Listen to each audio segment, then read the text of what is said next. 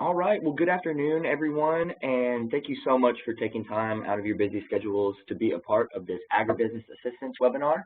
It is entitled the Tennessee Food Freedom Act, and more specifically, homemade food products here in Tennessee. So the purpose of this webinar series, if you haven't been present or attended any of our other webinars in this series, the purpose is to highlight environmental success stories and strategies from various agribusinesses throughout the state and the country, while showing how economically feasible sustainability actually is. The series targets the agribusiness sector, but it's also open to the general public as well, and provides information and education relating to environmental and sustainability topics. This will help us create a network of best practices as well as recognize the benefits of implementing sustainable practices into the agribusiness sector. This webinar today is being put on by the Tennessee Department of Environment and Conservation in collaboration with the Tennessee Department of Agriculture. So my name is Caleb Powell, and I'm an environmental scientist for the Office of Sustainable Practices at TDEC, and I'll be hosting the webinar today for our speakers. So just a little bit of housekeeping that we've got going on. Everybody is muted upon entry, and this just helps us reduce the amount of background noise. But we really appreciate, and we think there's a large benefit of having questions, especially our audience thinks that it's important enough to be here for this live webinar, and so we would really appreciate if you have any questions at all or just comments on any of the information that you've heard today. Feel free to send those in the chat box, and what I'm doing right now is I'm sending a chat just to everybody. So you should have received a chat that just says that this is the chat box. If you're having any issues with audio or anything, make sure that you can send and communicate through that. Now there is a drop-down box in the chat to show who you are sending that chat to. Now make sure that if you are asking a question, that it's either to all participants or all panelists, or at least has the host in there, which is myself. So, and that way I'll be able to ask those questions to our speakers, so they don't have to worry about, going through the chat box. And then if you have any questions about or issues with your not being able to see something or not being able to hear anything, you can do just to the host or like host and presenter, or just make sure the host is in one of those so that I will get that information and I can specifically help you with the problem that you're having. There also is the option to raise your hand with the little hand emoji you'll see under the participants right above the chat.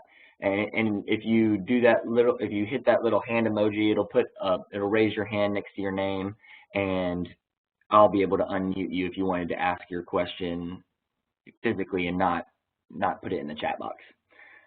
So that is all of our housekeeping stuff. If you have any questions, like I said, just send me in the chat.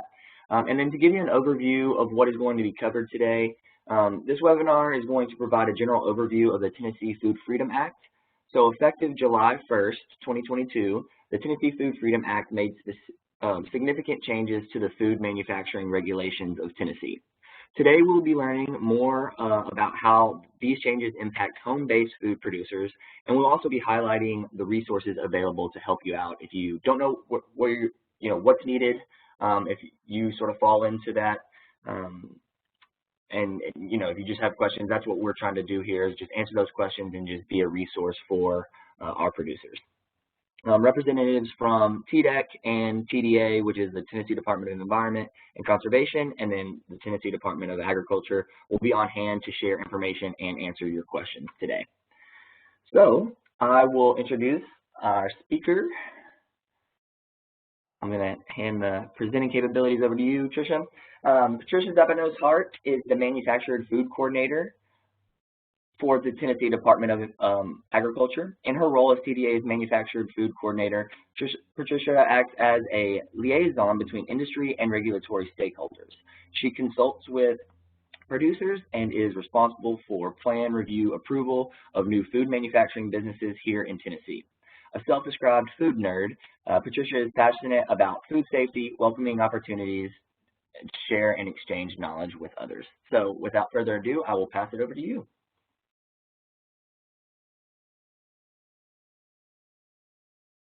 I think you're muted. There we go. We'll try again. That was a smooth handoff. Good afternoon, everybody. Many thanks to Caleb for such a warm introduction. I'm really excited to partner with TDEC on this outreach project. My name is Patricia Zapanos-Hart, and I am the Manufactured Food Coordinator with Tennessee Department of Agriculture. In my role, I work with producers who are looking to expand their footprint by distributing their products or selling beyond the storefront level. Generally speaking, these are folks who put food into packages, and they're going to make food in one area and then sell it at a different location. I've been with TDA for 9 years, and I previously worked in food safety for private industry. My husband and I are also former small business owners, so I welcome every opportunity I get to connect with entrepreneurs.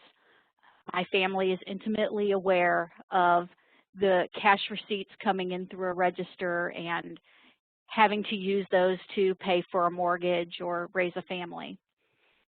I am really excited to talk about Tennessee Food Freedom Act because it is significant. It is a major change, and this new law is allowing producers to really start working on value-added products to bring more income into their farm or into their home income.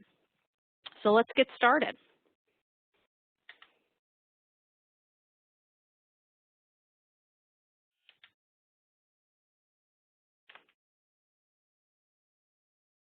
There we go. So as Caleb said earlier, it is a new statute. So a new law was passed, the Tennessee Food Freedom Act, also known as Public Chapter 862, was signed by Governor Bill Lee in April of this year and became effective on July 1st. There were a number of renditions of this law. There was a Senate bill and a House bill and a number of amendments before the full public chapter came together. I do recommend that anybody who has questions or are researching Tennessee Food Freedom Act use the link that's at the bottom of this slide to take you directly to the signed statute from the governor.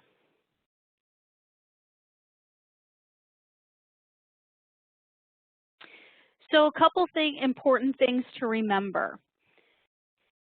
Many people refer to a term called cottage foods. The term cottage food generally speaks to food items that can be made and sold without a food regulatory license. It's important to remember that each state may have their own definition and corresponding rules and regulations for the term. In Tennessee, the term cottage foods does not exist in Tennessee state statutes. So it is more of a generalized term, cottage foods, than what you'll see in written statutes and rules. Producers who have been producing non-potentially hazardous foods under the previous exemptions, they're now required to comply with Tennessee Food Freedom Act as of the 1st of July. So there were allowances previously for people to make items such as baked goods or jams and jellies, candy from a kitchen and then sell it direct to consumer without a license.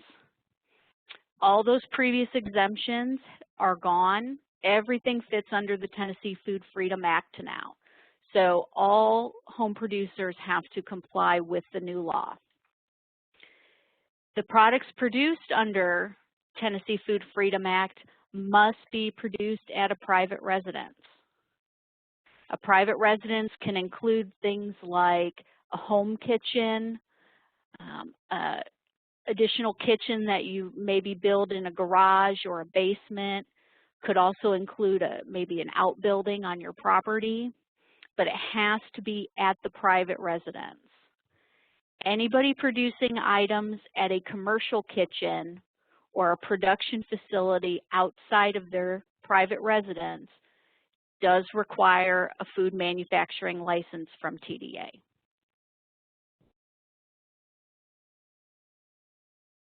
So there were some significant changes when Tennessee Food Freedom Act came to town. So the previous term of potentially hazardous food was replaced with time temperature control for safety food. Generally speaking, this comes down to temperature control. So finished product, so the product in its completed state cannot require temperature control for safety. So if you have to keep it in the refrigerator so that it, can't cause a food safety issue or illness, then it is not something that you can make under Tennessee Food Freedom Act. Products also may not contain meat, poultry, fish, or preserved eggs. That can be canned eggs, pickled eggs, freeze-dried whole eggs. So we changed that term, so we went from potentially hazardous food to time temperature control for safety food. And then there was an additional avenue of sales that was opened up. So in addition to those direct-to-consumer sales at maybe farmers markets or pop-up shops, this act now allows for third-party sales. So products can be sold wholesale to retail stores and markets within Tennessee. An important point to note is that, as per the Tennessee Department of Health, food items prepared under the Tennessee Food Freedom Act are not approved to be served in a food service establishment. So Tennessee Food Freedom Act items cannot be purchased by a restaurant to sell on the plate to their customer.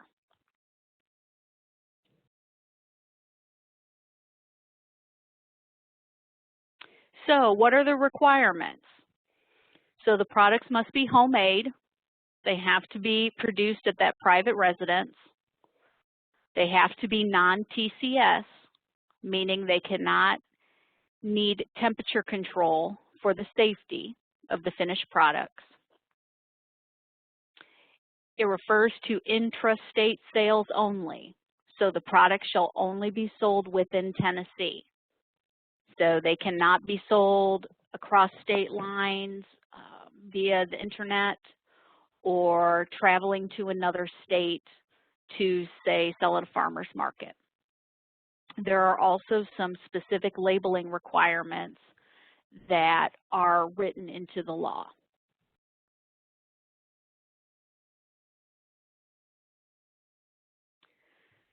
So the label requirements, any food product that's in a package or is wrapped in some way is required to be labeled. The label has to have the producer's name. That can be a given name or a business name. So it could be Susie Smith or Susie's Famous Cookies. The home address and phone number of the producer. The common name of the food, so chocolate chip cookies. All of the ingredients need to be listed in descending order of prominence. So that means the heaviest amount of ingredient to the lightest. Sub-ingredients must be declared for any item that has multiple ingredients itself. So if we're going to have chocolate chips, then all of the ingredients in the chocolate chips need to be listed on the label. The reason this is important is because that is often where the allergens hide. There is also a required disclaimer. This product was produced at a private residence that is exempt from state licensing and inspection. This product may contain allergens. That statement, word for word, must be on each label of food products that are produced under Tennessee Food Freedom Act.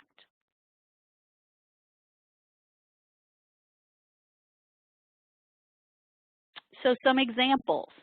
Now, this is not an exhaustive list. There are many different versions, and it's important to look at each product individually to decide if they're going to fit within the allowable or not allowable column.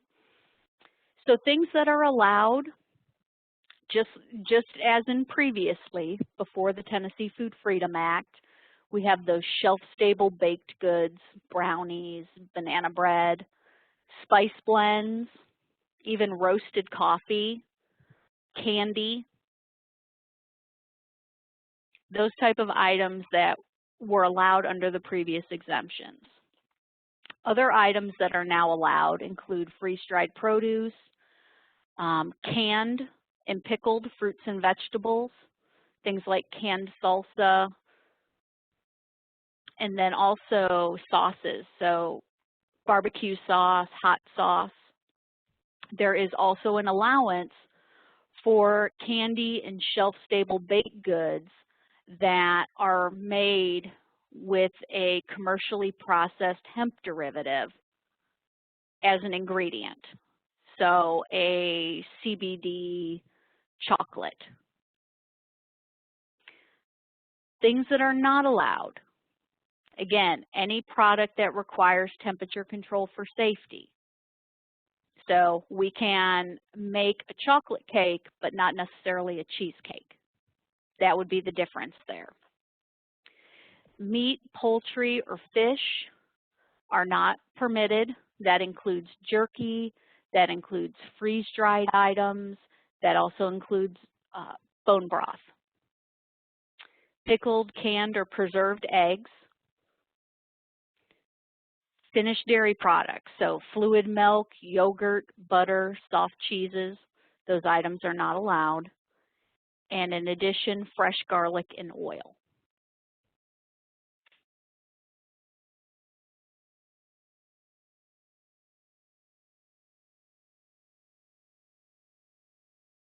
So something important to consider is that while a food license from TDA may not be required, you still may fall under the jurisdiction of another agency, whether it be state or local.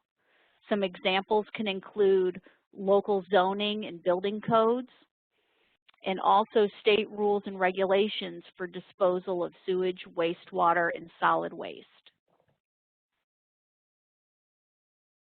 Ms. Crystal Warren has joined us from TDEC, and she's going to talk a little bit more about that environmental compliance piece. Hi, everyone. Tricia or Caleb, let me know that you can hear me.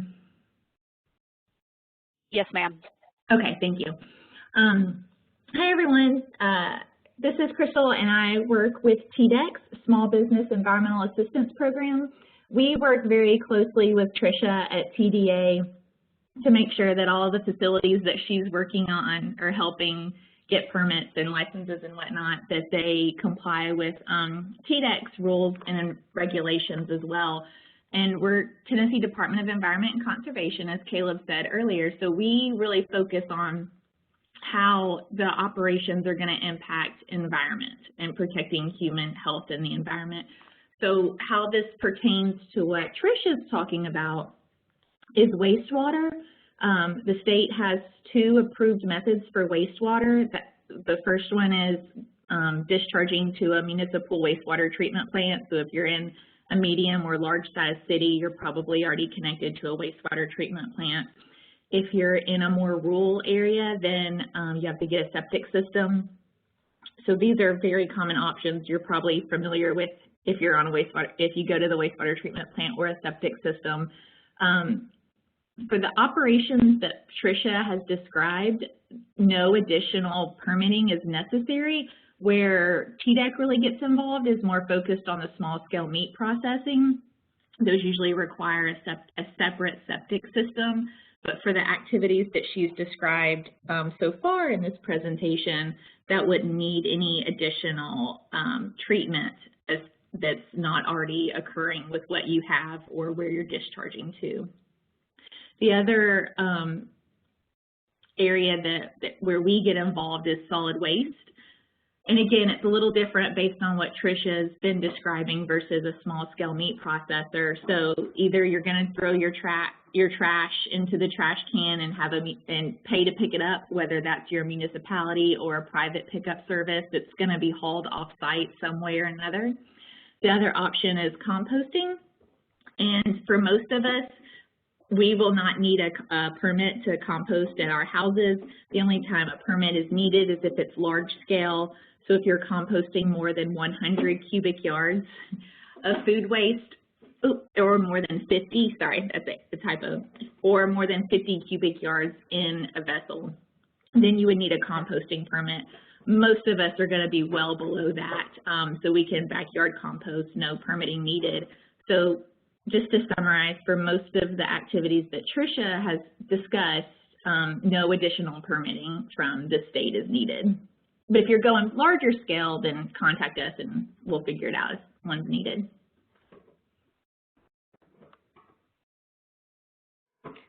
Thanks, Crystal.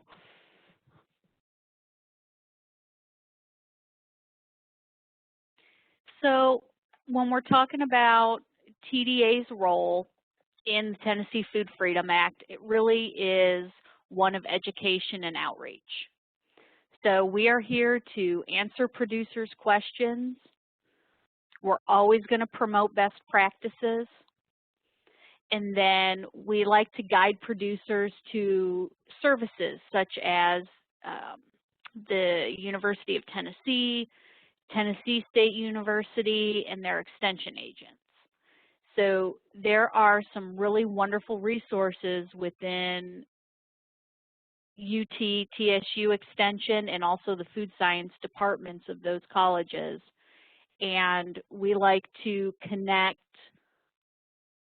people with questions to those that can help answer. So if we don't have the answer, usually we know somebody who can help us get there. So our goal is to really offer as much information and education that we can.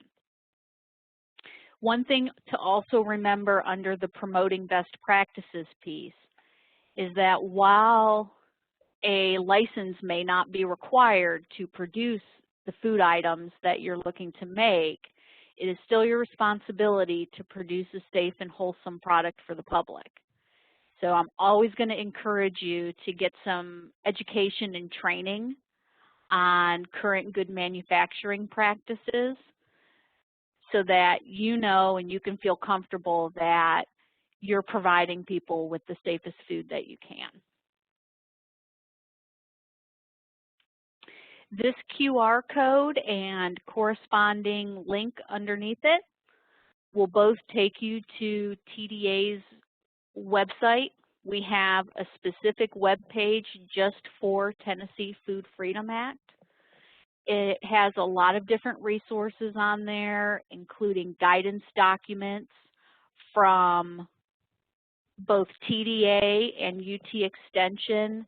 There are some recorded webinars there, along with handouts and links to other web pages. Whenever new information comes in for Tennessee Food Freedom Act, that is where we put it. So we want to always give you a one-stop shop for information. So check back on that page often because more than likely there's going to be new things added to it.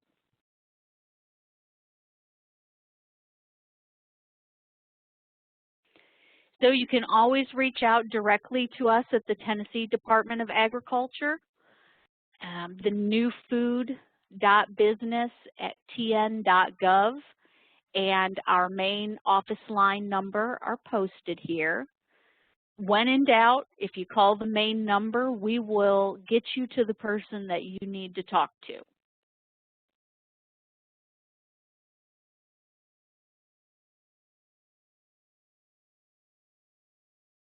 My contact information is posted here. Again, feel free to reach out to me directly.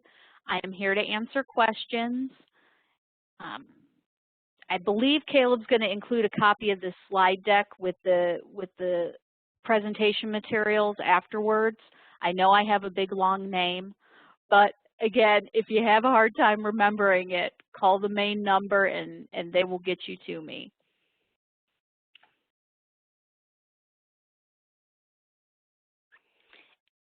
And here we also have contact information for Ms. Crystal Warren and Mr. Donovan Grimwood with the Small Business Environmental Assistance Program. I can tell you, as a person who has brought producers to both Crystal and Donovan, that they are absolutely wonderful to work with. They are super knowledgeable and incredibly customer focused. So when you reach out to them, they're going to do everything they can to help you.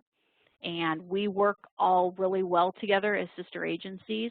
Our goal is to help you get to where you need to be. That is the end of the slide deck for today's presentation. I really wanted to leave a good amount of time for questions. So feel free to add any questions you have to the chat box, and we will work on getting those answered for you.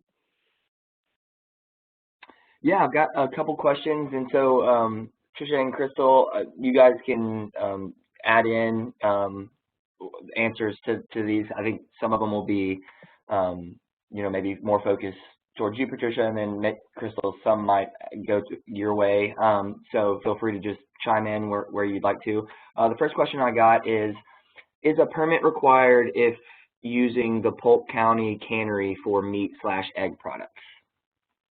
Great question. So this depends. Now, if you're using the county cannery or an organization's cannery to make products for yourself, to store food for yourself and your family, then you're not going to require a license.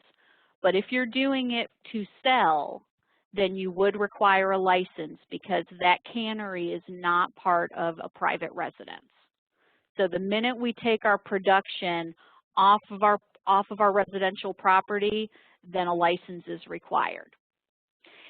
Also, with meat products, depending on what you're making, if you are looking to produce and distribute those items, like sell it wholesale or put it in stores on consignment, you would also require a grant of inspection from the USDA. Awesome, thank you for that. I had another question that said, where do we find out our ag extension agency that we should talk to? Wonderful. So I will, before we part ways today, I will put a link to the UT Extension main page, and I believe they have an area where you can pick the county that you're in, and it'll let you know all of the people who work in that extension office. Awesome. Here's another question that says, are there webinars available for manufacturing that does require a permit? So I guess essentially not ones that are covered under this Food Freedom Act. And so yeah, like, are there other webinars or resources that sort of help out the manufacturing that does require these permits? Sure thing. Another great question. At this time, I don't have a recorded webinar to lead you to. I can tell you that in this coming year, we are working on a series of webinars to cover different topics, and one will be starting a small food manufacturer or starting a manufacturing business in Tennessee. While I don't have a webinar right now, what I do have is the ability to set up a call and to talk with anybody who is researching the possibility of opening a business or maybe producing items that require the license, I am more than happy to have a virtual call, or I can communicate by phone or by email. So I can offer that type of assistance on a one-on-one basis right now, or a one-on-one basis. But in the future, there will be some more webinars, and I'll probably use Caleb for another avenue to get them out there. Absolutely. Be happy to help anywhere that I can. I went ahead and moved back to Trisha's contact information, so feel free to reach out to her, send her an email, and like she said, she can sort of do a one-on-one and answer some of your questions. I had another one that just came in, and I see where Trisha just put the UT Ag Extension link in the chat box for everybody, so make sure to copy that down. And then also, I'll go over this more towards the end, but all of these resources will be sent out as a follow-up for the webinar. I just got another question that said, is honey included in these regulations? So honey exists in a really interesting area of the regulation.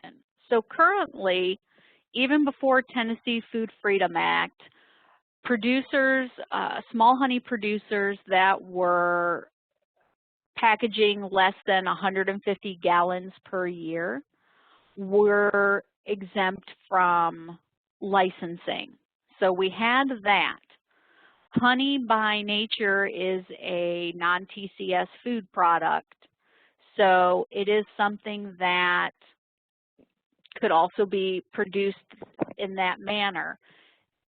But if you are just producing under the 150-gallon exemption, you would not have to put the disclaimer on your label saying that it was made in an uninspected facility.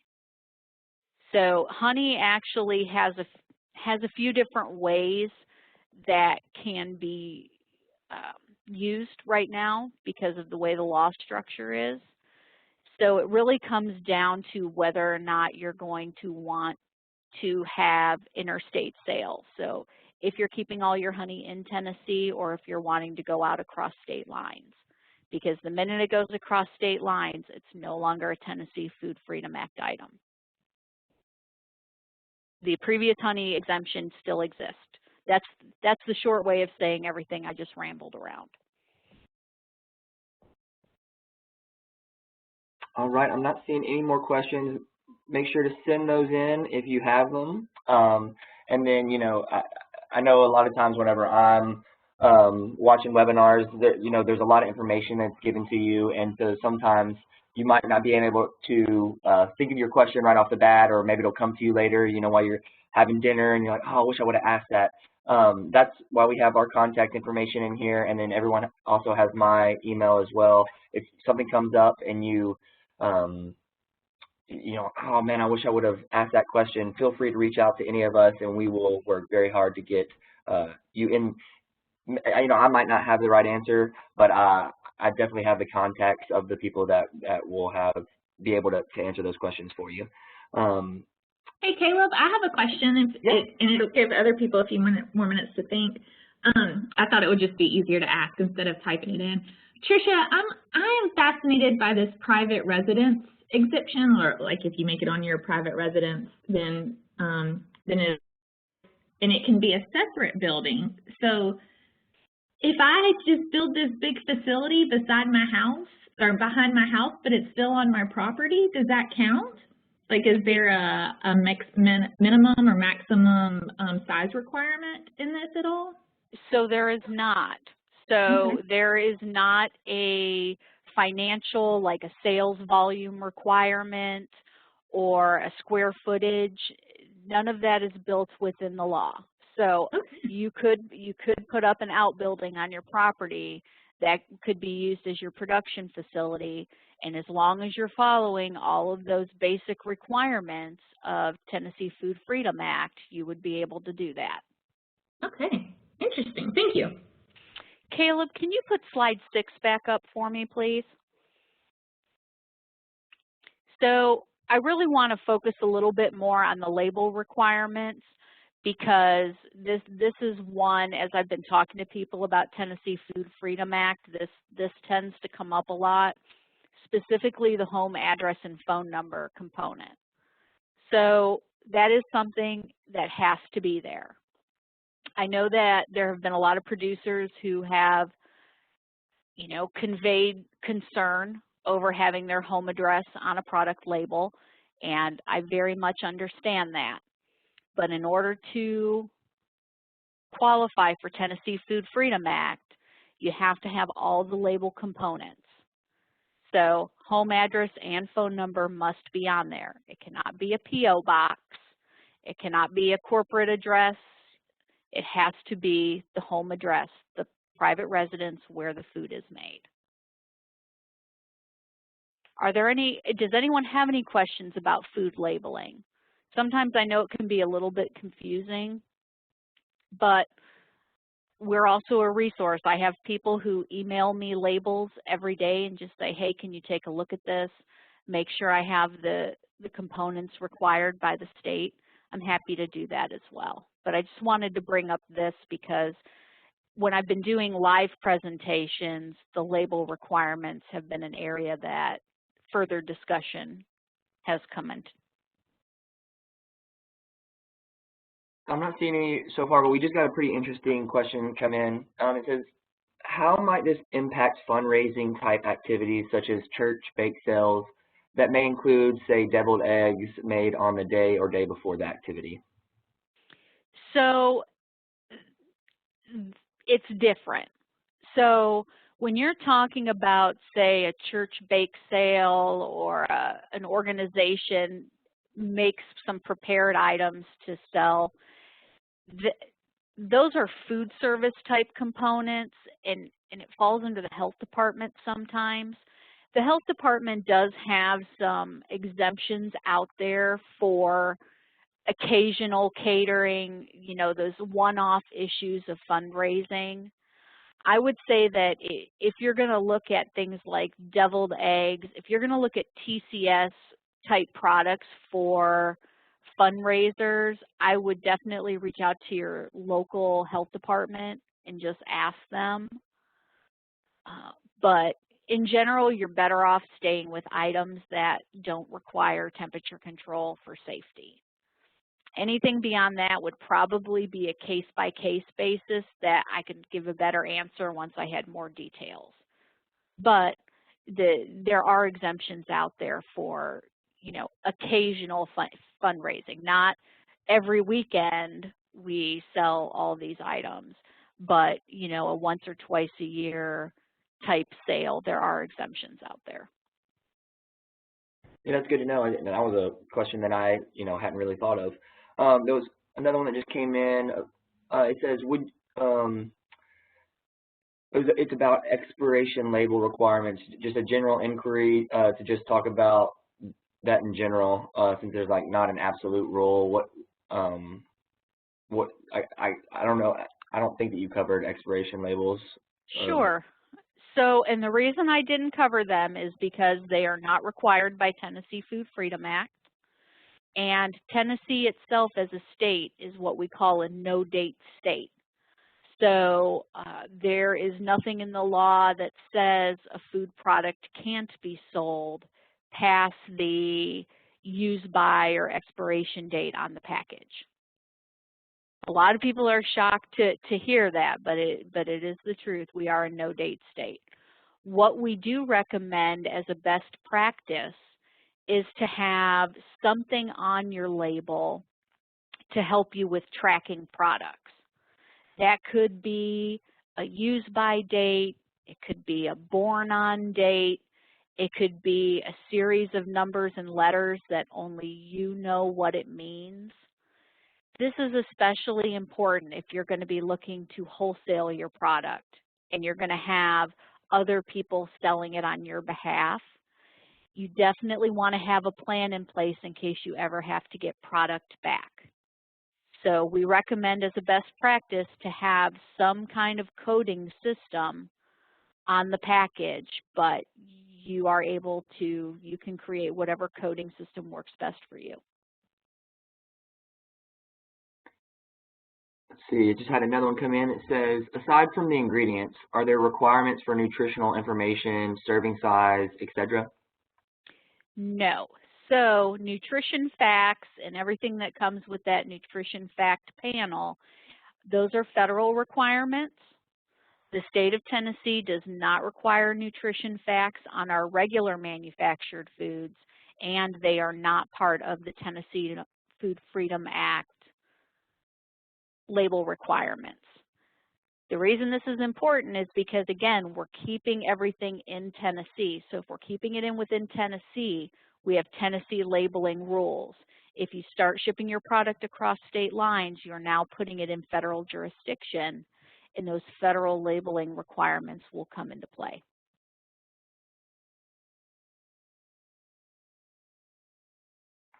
Awesome.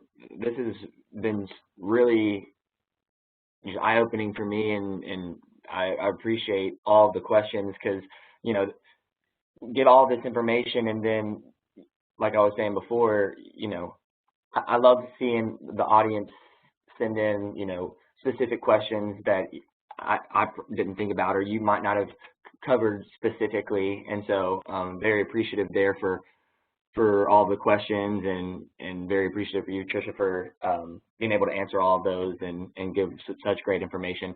So I'm not seeing any more questions. Feel free to send those if you are, you know, typing it up right now. Don't mind me, send those in. And then, like I said before, if you have some that you think of later that might help you out or that you didn't get answered, feel free to email us and we will work on getting those answered for you.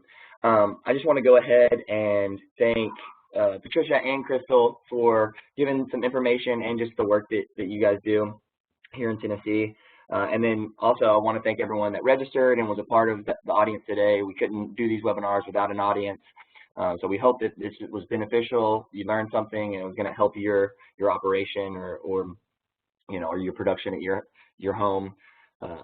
And then also did want to mention that the webinar has been recorded. So all of this information and the slides, all of that will be was recorded, and the link to that will be sent out to everyone so you can go back and listen. And then also the slides will be shared as well. So all those links that Patricia had in there, you'll be able to actually have those slides and have those links to click on and go to those websites.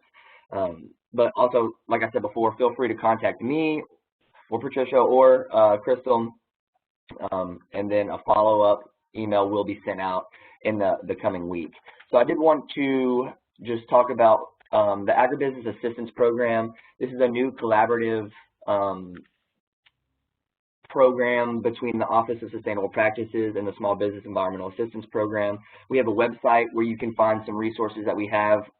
I'm going to go ahead and send that in the There is a link in the chat right there to our part of our website that has some resources for small-scale meat processing, a lot of other types of, you know, just inquiries that Crystal and Donovan get from the Small Business Environmental Assistance Program that they've found, you know, we need to make a resource because we get so many questions about this. So if you go on there and you don't see something that you think would be beneficial for us to have on there, please reach out to us. We're all the time trying to figure out, you know, resources for the website and, you know, content that will actually help our producers out there. So on the website will also be the link to our past webinars that we've had. This webinar will go on there, and it'll also give upcoming events and webinars that we will be participating in or hosting ourselves. So other than that, if nobody has any more questions, thanks again, and be on the lookout for the follow-up. Everyone have a great rest of your week. Thank you. Have a wonderful day.